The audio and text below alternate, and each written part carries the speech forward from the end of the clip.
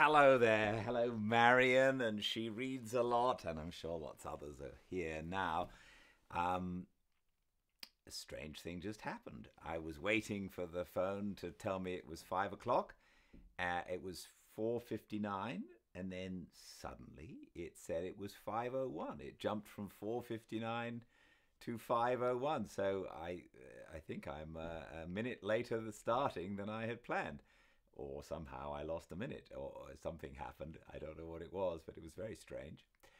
Um, and I do apologize for not reading yesterday. This thing I was working on needed me for another day, so that was Wednesday. Now we are back to normal, with the exception of the upcoming Sunday. Afraid I won't be reading then.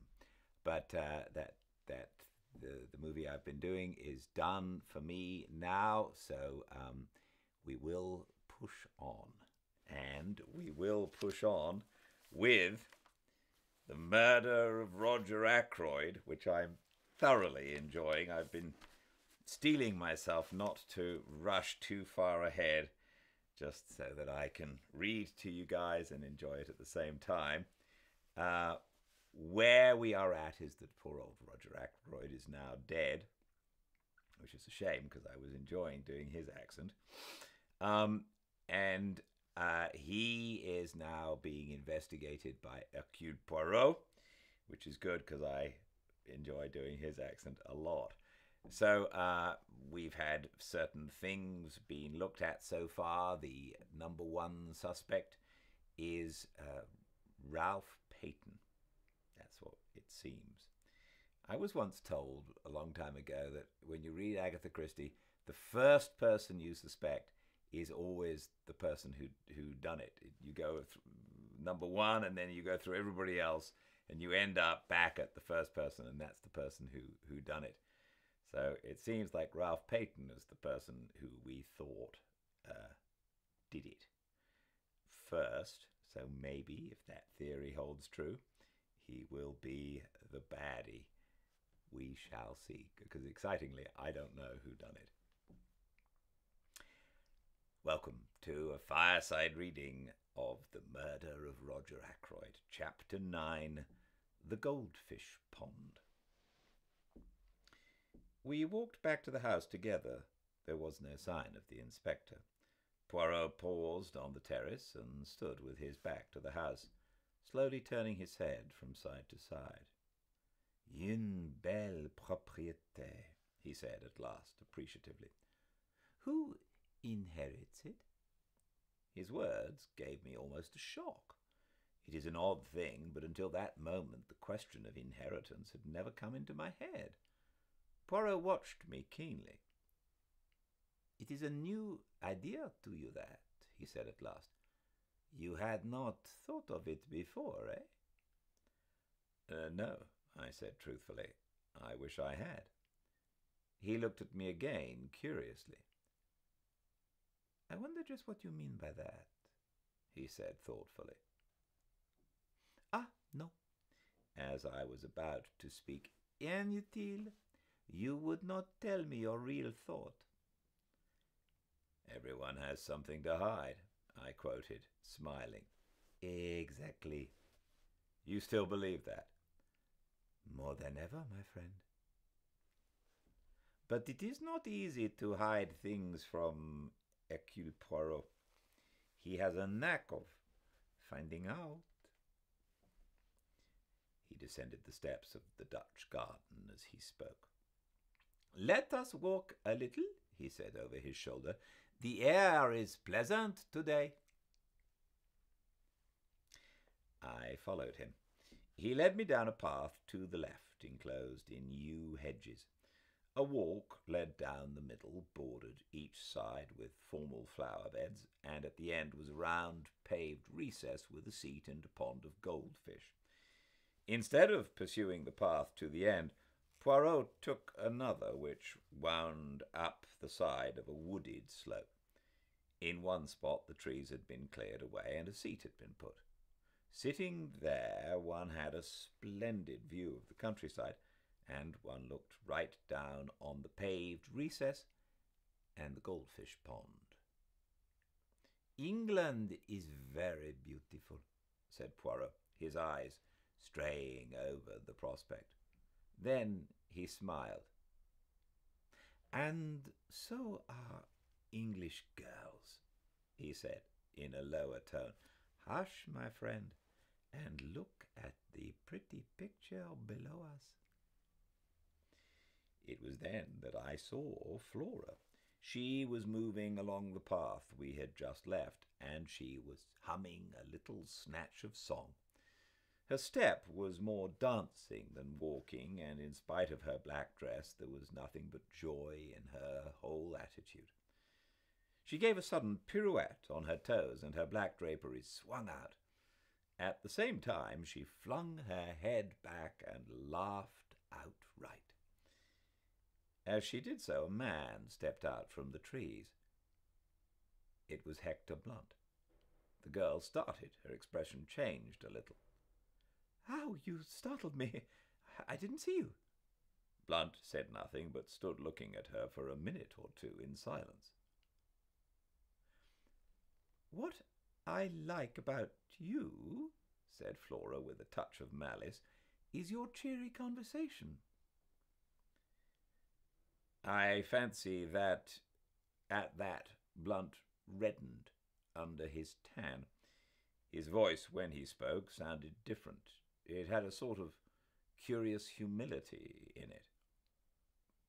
"Never was much for a fellow for talking, not even when I was young." "That was a very long time ago, I suppose," said Flora gravely. I caught the undercurrent of laughter in her voice, but I don't think Blunt did. "Yes," he said simply. "It was." "How does it feel to be Methuselah?" asked Flora. This time the laughter was more apparent, but Blunt was following out an idea of his own. "Remember the Johnny who sold his soul to the devil in return for being made young again? There's an opera about it." "Faust, you mean?" "That's a beggar. Rum story. Some of us would do it if we could." "Anyone would think you were creaking at the joints to hear you talk," cried Flora, half vexed, half amused. Blunt said nothing for a minute or two. Then he looked away from Flora into the middle distance and observed to an adjacent tree trunk that it was about time he got back to Africa. "Are you going on another expedition, shooting things?" "I expect so. Usually do, you know. Shoot things, I mean." "You shot that head in the hall, didn't you?" Blunt nodded. Then he jerked out, going rather red as he did so. "Care for some decent skins any time? If so, I could get 'em for you." "Please do. Oh!" cried Flora. "Will you really? You won't forget?" "I shan't forget," said Hector Blunt. He added in a sudden burst of communicativeness, "Time I went. I'm no good at this sort of thing. Haven't got the manners for it. I'm a rough fellow, no use in society. Never remember the things one's expected to say. Yes, time I went." "But you're not going at once," cried Flora. Not while we're in all this trouble. Oh, please, if you go—" She turned away a little. "You want me to stay?" asked Blunt. He spoke deliberately, but quite simply. "We all—" "I meant you, personally," said Blunt with directness. Flora turned slowly back again and met his eyes. "I want you to stay," she said, if that makes any difference." "It makes all the difference," said Blunt. There was a moment's silence. They sat down on the stone seat by the goldfish pond. It seemed as though neither of them knew quite what to say next. It's such a lovely morning," said Flora at last. "You know, I can't help feeling happy in spite of everything. That's awful, I suppose." Quite natural, said Blunt. Never saw your uncle until 2 years ago, did you? Can't be expected to grieve very much. Much better to have no humbug about it. There's something awfully consoling about you, said Flora. You make things so simple. Things are simple as a rule, said the big game hunter. Not always, said Flora. Her voice had lowered itself, and I saw Blunt turn and look at her, bringing his eyes back from, apparently, the coast of Africa to do so. He evidently put his own construction on her change of tone, for he said, after a minute or two, in rather an abrupt manner, I say, you mustn't worry. About that young chap, I mean. Inspector's an ass. Everybody knows. Utterly absurd to think he could have done it. Man from outside. Burglar chap. That's the only possible solution. Flora turned to look at him. You really think so? Don't you? Said Blunt quickly. Oh, yes, of course. Another burst of silence, and then Flora burst out. I'll tell you why I felt so happy this morning. However heartless you think me, I'd rather tell you. It's because the lawyer has been, Mr. Hammond. He told us about the will. Uncle Roger has left me £20,000. Think of it. 20,000 beautiful pounds. Blunt looked surprised. Does it mean so much to you? Mean much to me? Why, it's everything. Freedom, life. No more scheming and scraping and lying. Lying? Said Blunt, sharply interrupting. Flora seemed taken aback for a minute. You know what I mean, she said uncertainly. Pretending to be thankful for all the nasty cast-off things rich relations give you. Last year's coats and skirts and hats. Don't know much about ladies' clothes. Should have said you were always very well turned out. It cost me something, though, said Flora in a low voice. Don't let's talk of horrid things. I'm so happy. I'm free. Free to do what I like. Free not to... She stopped suddenly. Not to what? Said Blunt quickly. I forget now. Nothing important. Blunt had a stick in his hand, and he thrust it into the pond, poking at something. What are you doing, Major Blunt? There's something bright down there. Wondered about what it was. Looks like a gold brooch. Now I've stirred up the mud and it's gone. Perhaps it's a crown, suggested Flora, like the one Melisande saw in the water. Melisande, said Blunt reflectively. She's in an opera, isn't she? Yes. You seem to know a lot about operas. People take me sometimes, said Blunt sadly. Funny idea of pleasure. Worse racket than the natives make with their tom-toms. Flora laughed. I remember Melisande, continued Blunt. Married an old chap. Old enough to be her father. He threw a small piece of flint into the goldfish pond. Then, with a change of manner, he turned to Flora. Miss Ackroyd, can I do anything? About Peyton, I mean. I know how dreadfully anxious you must be. Thank you, said Flora in a cold voice. There is really nothing to be done. Ralph will be all right. I've got hold of the most wonderful detective in the world, and he's going to find out all about it.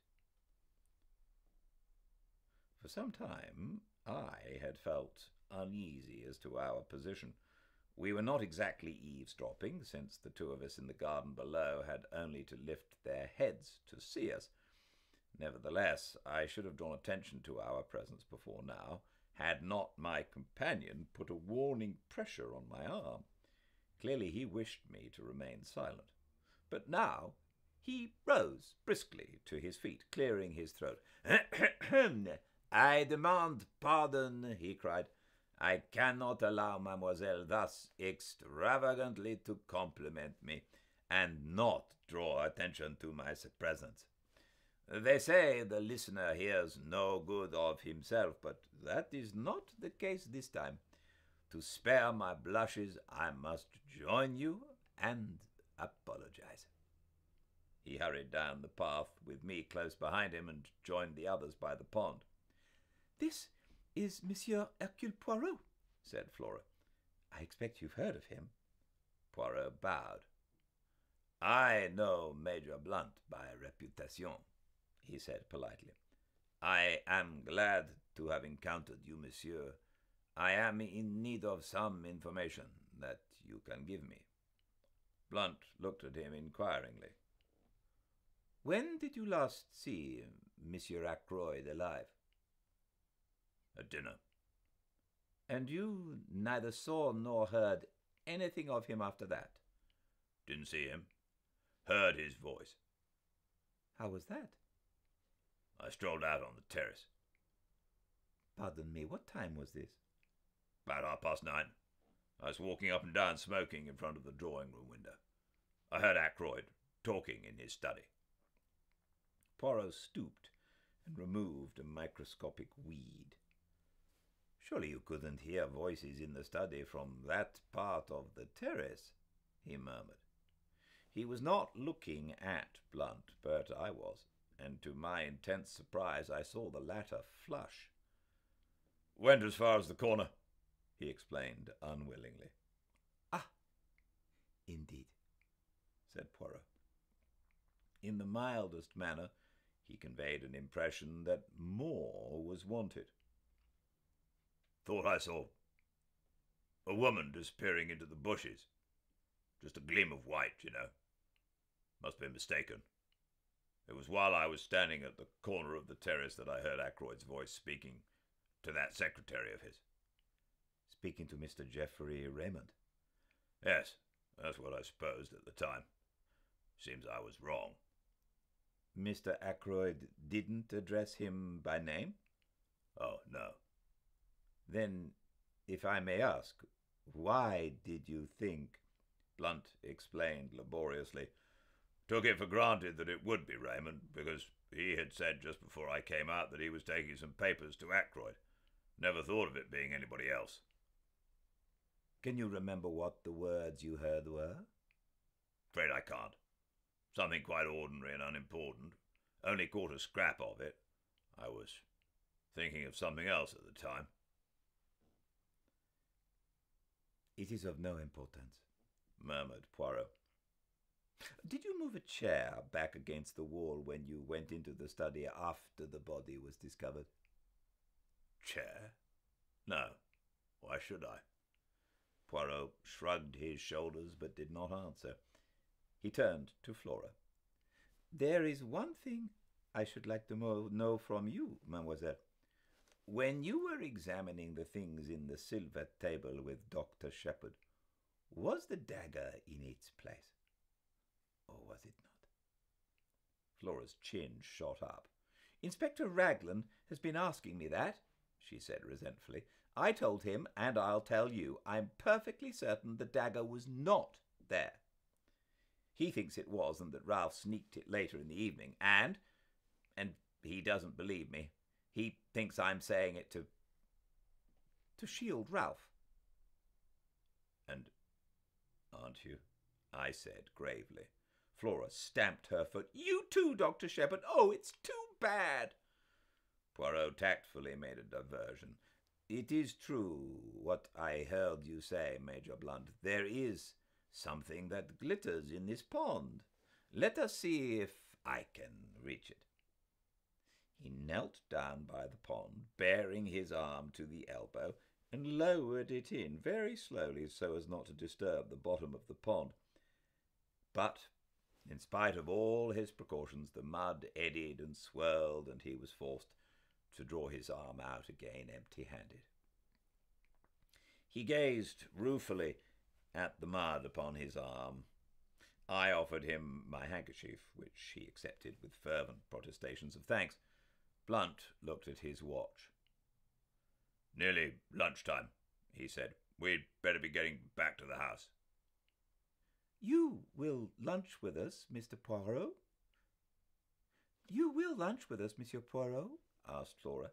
"I should like you to meet my mother. She is very fond of Ralph." The little man bowed. "I shall be delighted, mademoiselle." "And you will stay too, won't you, Dr. Shepherd?" I hesitated. "Oh, do." I wanted to, so I accepted the invitation without further ceremony. We set out towards the house, Flora and Blunt walking ahead. "What hair!" said Poirot to me in a low tone, nodding towards Flora. "The real gold. They will make a pretty couple, she and the dark, handsome Captain Peyton. Will they not?" I looked at him inquiringly, but he began to fuss about a few microscopic drops of water on his coat sleeve. The man reminded me in some ways of a cat, his green eyes and his finicky habits. "And all for nothing, too," I said sympathetically. "I wonder what was in that pond." "Oh, I wonder what was in the pond." "Would you like to see?" asked Poirot. I stared at him. He nodded. "My good friend," he said gently and reproachfully, "Hercule Poirot does not run the risk of disarranging his costume without being sure of attaining his object. To do so would be ridiculous and absurd. I am never ridiculous." "But you brought your hand out empty," I objected. "There are times when it is necessary to have discretion. Do you tell your patients everything?" "Everything, Doctor?" "I think not. Nor do you tell your excellent sister everything either, is it not so?" Before showing my empty hand, I dropped what it contained into my other hand. "You shall see what that was." He held out his left hand, palm open. On it lay a little circlet of gold, a woman's wedding ring. I took it from him. "Look inside," commanded Poirot. I did so. Inside was an inscription in fine writing, "From R, March the 13th. I looked at Poirot, but he was busy inspecting his appearance in a tiny pocket glass. He paid particular attention to his moustaches, and none at all to me. I saw that he did not intend to be communicative.